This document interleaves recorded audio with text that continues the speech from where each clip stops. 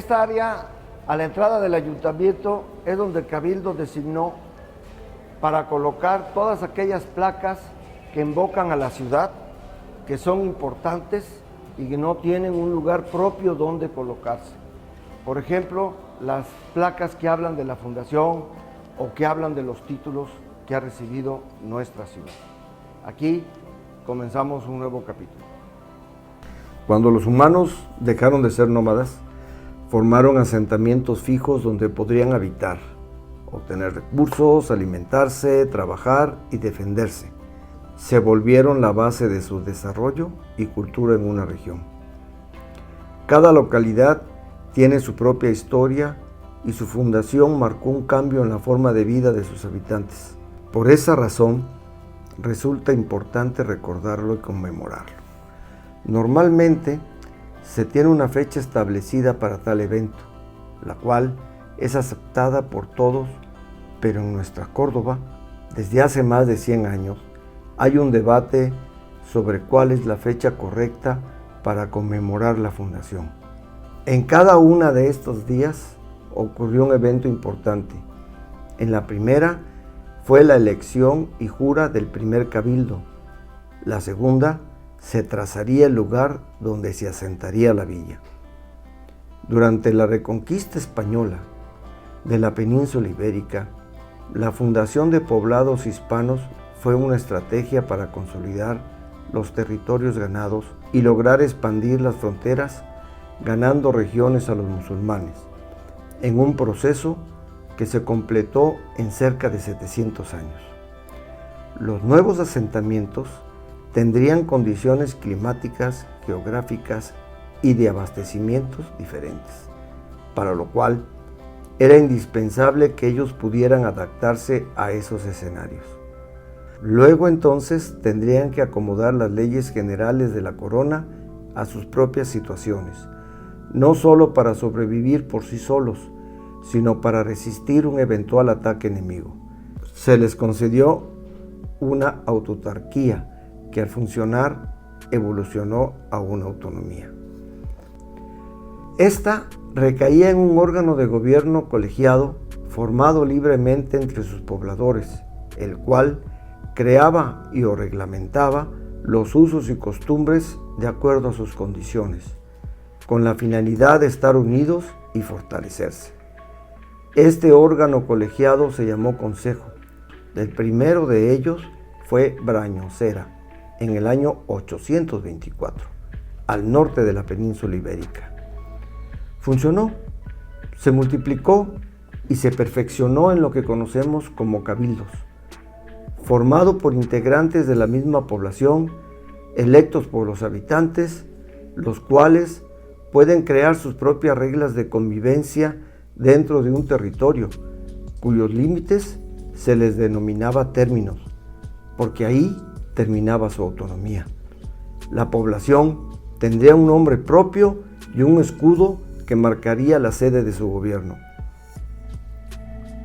Para asegurar la lealtad a España, a su rey y sus leyes, crearon una ceremonia religiosa en la cual todo el pueblo en lo general y los integrantes del cabildo en lo particular jurarían públicamente su fidelidad a Dios, a lo cual no podrían traicionar porque cometerían pecado mortal y acabarían en el infierno. Es justamente esta ceremonia religiosa y solemne la que marcaría el inicio de la autonomía del cabildo. Por lo tanto, la esencia de ser de la población, que no es otra cosa que elegir a sus gobernantes para que de forma colegiada realicen sus propios reglamentos para vivir como ellos elijan, de acuerdo a las condiciones del lugar, a sus usos y sus costumbres. Es el germen de la toma de protesta actual. El inicio de la vida autónoma del poblado con su cabildo formado y jurado se considera el acto culminante de la fundación del mismo. Es la razón por lo que al consultar las fechas de las conmemoraciones encontramos que la mayoría de las poblaciones lo hace coincidir con la instalación del primer cabildo. Cuando llegaron los españoles a América, Tenían cerca de 700 años de vivir en poblaciones con su gobierno autónomo y trajeron el Cabildo a América para ampliar sus fronteras. Y así se creó el Imperio Español. Y en ese territorio fundaron un sinnúmero de poblaciones con cabildo. De hecho, fue lo primero que hicieron en cuanto llegaban a un sitio. Definitivamente una de las cosas más valiosas para una administración, para un ayuntamiento, para una población, es su cabildo. En el sistema constitucional que tenemos en México, heredado de una evolución de la conquista, tenemos justamente la figura que nos permite a los ciudadanos, a los habitantes, a los pobladores, no solamente elegir y tener a representantes, que en su momento fue la corona, hoy por hoy los poderes constituyentes, esto es, un legislativo y un ejecutivo federal. ¿Qué es lo que nos tiene que dejar esto de enseñanza?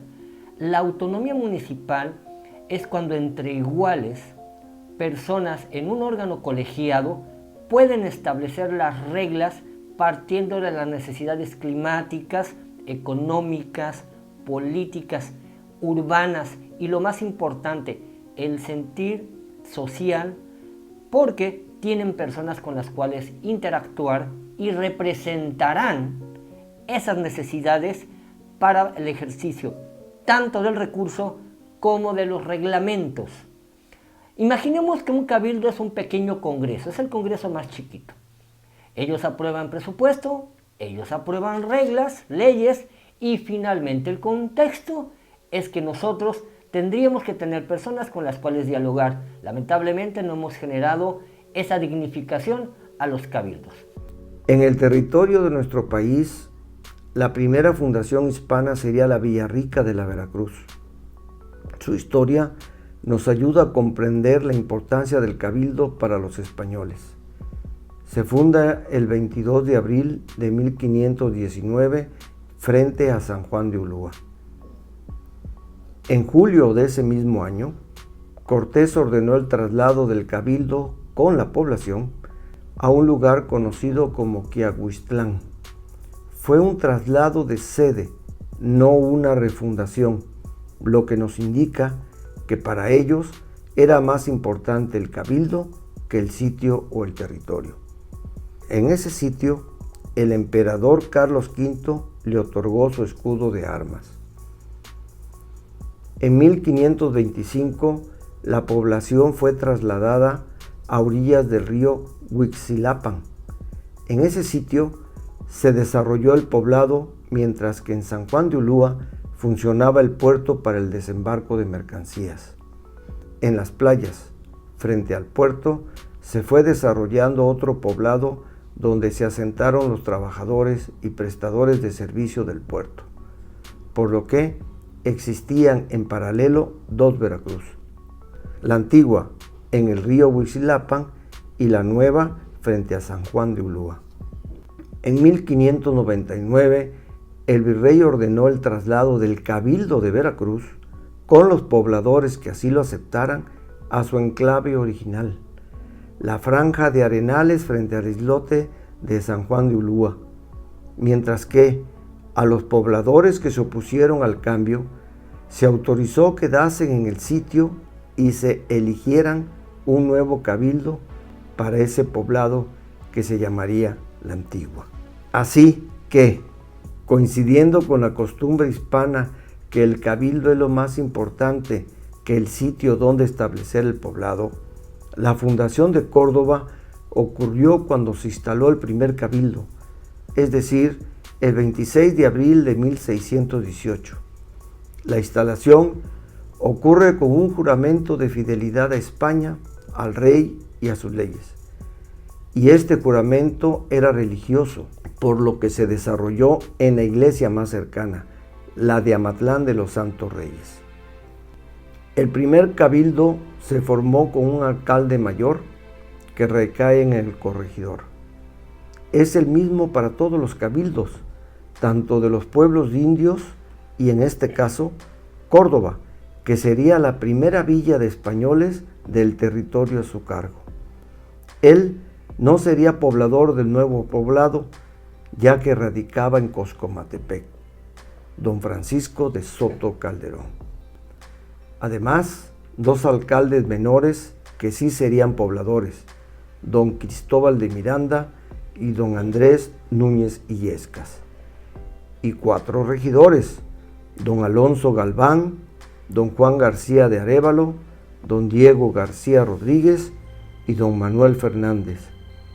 Con ellos fundaron 10 pobladores más, don Juan de Miranda, don Agustín de Alcalá, don José de la Gasca, don Rodrigo de Arévalo, don Juan Sánchez de Rodrigo, don Juan Rodríguez Tirado, Tiznado o Aguirre, don Pedro Hernández o Fernando del Castillo, don Bartolomé Hernández, don Benito o Francisco Pérez, don Diego Díaz de Mármol y don Sebastián de Plata.